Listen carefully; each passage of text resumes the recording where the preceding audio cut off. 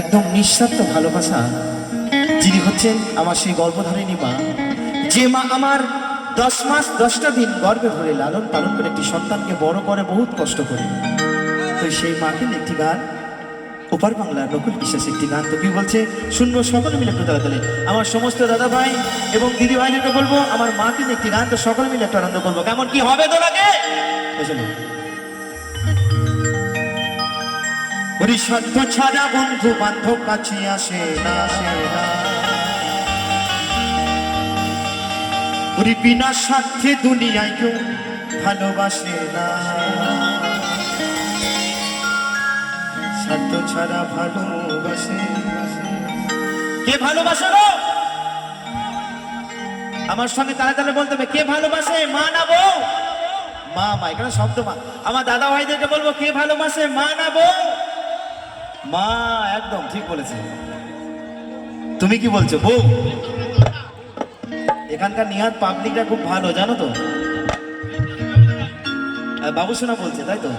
হ্যাঁ তাই বলছি, স্বার্থ ছাড়া ভালোবাসে শুধুই আমার মা। হরি বল হরি বল হরি বল হরি বল, তালে তালে একদম।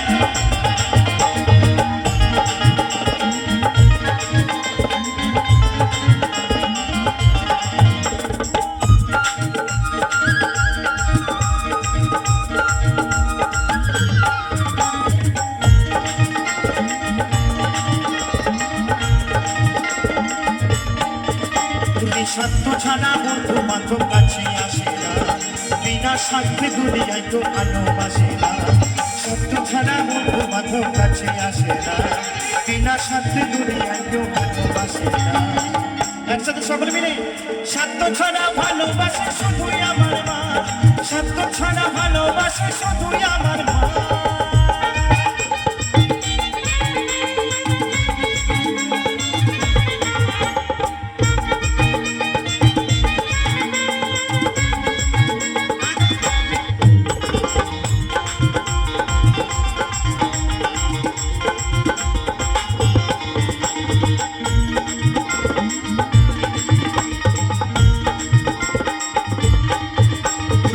দয়ার খড়কুটি দিয়া মাটির মূর্তি করে,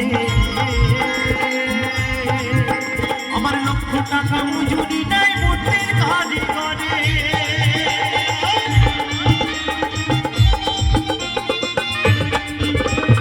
দয়ার খড়কুটি দিয়া মাটির মূর্তি করে, আমার লক্ষ টাকা মজুরি নাই মূর্তির ঘরে করে। বলছে কাদাই আর খড়কুটি দিয়া মাটির মূর্তি করে, লক্ষ টাকা মজুরি নাই মূর্তির কারিগর।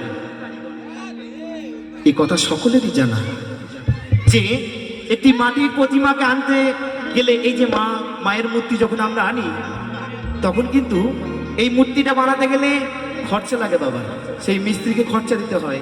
কিন্তু আমার মা শুধু আমার নয়, আপনাদের আমাদের সকলের মা এত আপন। মা কি করলে জানো গো? মা আমার সুন্দর দেহ খালি ঘরে মূল্য চাইলো না।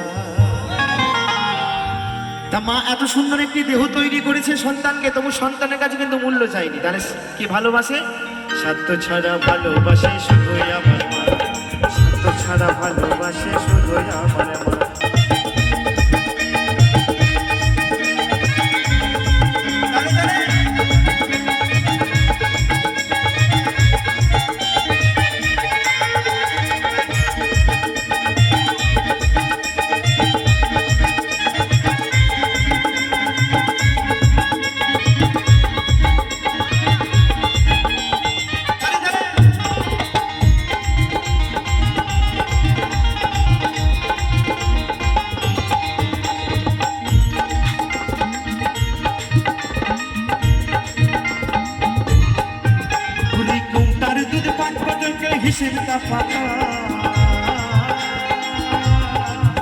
আবার প্রতি শিশুর পেছনে খরচ করে না টাকা।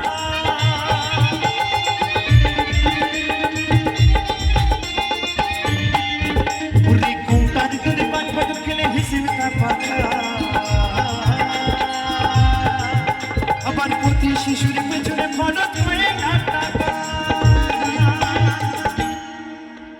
বলছি কৌটার দুধ যদি 5 বছর একটা ছোট্ট বাচ্চাকে ছোট থেকে যদি 5 বছর পর্যন্ত যদি কৌটার দুধ খাওয়ানো যায় তাহলে কিন্তু অনেক টাকা খরচা হয় গো। কিন্তু আমার মা গর্ভধারিণী মা এত আপন, মা কি করলো জানো গো? মায়া মায়ের বুকের সুধা পানি করাইয়া মূল্য চাইল না। সেই মা গো, সেই মা। এখনো পৃথিবীতে অনেক সন্তান আছে যে সন্তান যখন বড় হয়ে যায়, মা বাবা যখন বয়স্ক হয়ে যায়, চলতে পারে না, লাঠি নিয়ে চলে, সেই সন্তানকে মা বাবা কিন্তু অনেক ছোট থেকে কষ্ট করে মানুষ করে। কিন্তু সেই মা বাবা যখন বয়স্ক হয়ে যায়, সেই সন্তান কিন্তু আর সেই মা বাবাকে দেখে না।